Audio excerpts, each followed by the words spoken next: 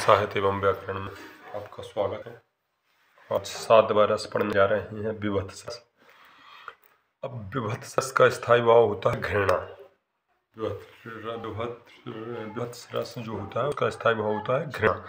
ये इसकी परिभाषा अगर कहें तो घृणा पैदा करने वाली वस्तुओं जैसे पीप, हड्डी, मांस, चर्बी आदि के सड़ने से, दुर्गंध से हृदय में एक प्रकार की गिलानी उत्पन्न होती है और इसका स्थायी भाव जुगुप्सा नाम से पुकारा जाता है।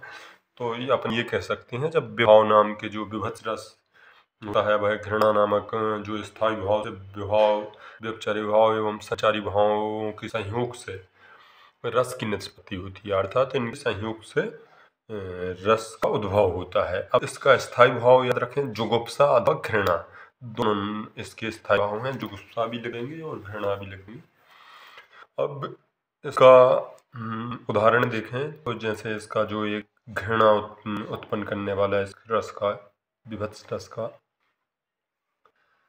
सिर पर बैठो काग आँखी दोई खात नकारत, मतलब सिर पर कौवा बैठा हुआ है और वह दोनों आँखों को निकल कर खा रहा है। खींचत जीभ ही स्यार, जीभ खींच रहा है। अतहि आनंद उर्धावत, मतलब बड़ा ही आनंद से वह स्यार वो बड़ा ही आनंद ले रहे हैं वो उस क्रियाकलाप में। तो ऐसे जो घृणा उत्पन्न करने की किस प्रकार जीभ को निकाल रहे हैं, कैसे दोनों आँख को कौवा खा रहा है, तो ऐसे शब्द क्या कहलाते हैं? ऐसा मतलब इसको अपन विभत्स रस बोला जाता है। और एक बार और पढ़ लेते हैं विभत्स रस।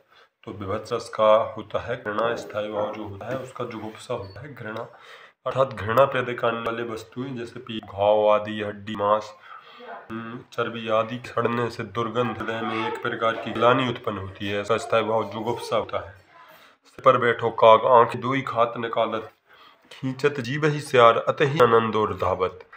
यहाँ पर मतलब जो भी ऐसी वस्तुएं किसी को जिनको देखकर घृणा भाव उत्पन्न होता है उसे विभत्स रस कहा जाता है। अगला है विभत्स रस का, जैसे विविध रंग की उठती ज्वाल दुर्गंध महकी, मतलब विविध रंगों की ज्वाला उठ रही है और सबों के जलने से विभिन्न प्रकार की दुर्गंध पूरे वातावरण में छाई हुई है। तो ये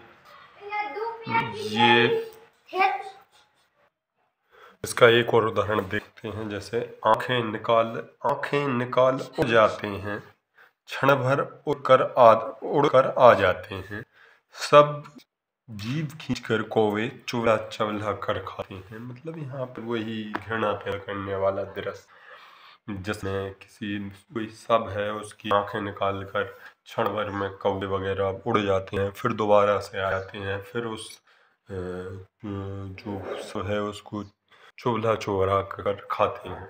तो ये विभत्स रस हुआ। विभत्स रस से अपना ये कहते हैं कि जिस रस में जो घृणा भाव पैदा कर दे मन में अपने, उसको विभत्स रस के अंतर्गत माना जाता है। जो 8वां रस है वह है अद्भुत रस। अद्भुत रस किसी असाधारण, यहाँ पर जैसे ही लग रहा है अद्भुत, इसका स्थायी भाव होता है आश्चर्य। जब अपना चित्त किसी विचित्र या बड़ी कोई विशाल आश्चर्यजनक किसी वस्तु को या स्थान को या किसी व्यक्ति की देखकर जो मन में भाव उत्पन्न होते हैं वह अद्भुत रस अंतर्गत आते हैं। किसी असाधारण वस्तु या दृश्य को देखकर मन में विस्मय नामक विभाव आदि के संयुक्त होकर अद्भुत रस में परिणत हो जाता है। ये उसकी परिभाषा है। अद्भुत रस किसी असाधारण वस्तु या दृश्य को देखकर मन में विस्मय नामक स्थायी विभाव और एवं संचारी भावों से संयुक्त होकर अद्भुत रस में परिवर्तित हो जाता है। अब अद्भुत रस का उदाहरण देखें तो यहाँ पर है बिनु पद चले सुन बिनु काना, अर्थात बिना पद के चलता है, सुन बिनु काना बिना कानों के सुनता है, कर बिनु कर्म कर विधि नाना, बिना कर्म के वह कई कार्य करने वाला है, आनंद रहित सकल रस भोगी, मतलब मुख ना होने पर भी वह संसार के जितने भी रस हैं उनका भोग कर रहा है। बिनु वाणी बड़ जोगी और बिना वाणी के बहुत बड़ा वक्ता जोगी है, अर्थात ये अद्भुत रस है। यहाँ ईश्वर की ओर पंक्तियां दी गई हैं कि वह बिना पैरों के चलते हैं, बिना कानों के सुनते हैं, बिना कर्म के विविध नाना प्रकार के कार्य करते हैं और बिना मुख के सारे जितने भी संसार में रस हैं उनका भोग करते हैं। वो बिना वाणी के सारी भाषाओं के ज्ञाता हैं और उनको बोल लेते हैं।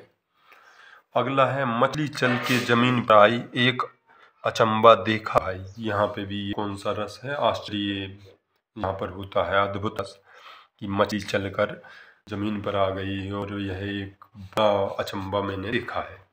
अगला उदाहरण देखें तो देख यशोदा शिशु के मुख में सकल विश्व की माया। मतलब यशोदा माँ अपने शिशु के मुख में सारे संसार की माया जो भी है संसार को देखती हैं। क्षण भर को वह बनी अचेतन, मतलब एक क्षण के लिए वो उनकी चेतना चली जाती है या दस्त चली जाती है। हिन्न सकी कोमल काया, उनकी कोमल काया ये सब देख करके उनके शिशु में सारे संसार का जब उन्होंने मुख करके बताया तो सारे संसार की गतिविधियां उस मुख में देखने लगी। तो यहाँ ये अद्भुत रस है। अद्भुत मतलब होता है आश्चर्य। जब सी असाधारण वस्तु या दृश्य को देखकर मन में विस्मय नामक स्थायी भाव से विभाव अनुभव एवं संचारी भावों के संयोग से रस की निष्पत्ति होती है। ठीक है, यहाँ अब 2 रस और हैं। अगली वीडियो में हम उन रसों के बारे में पढ़ेंगे। धन्यवाद।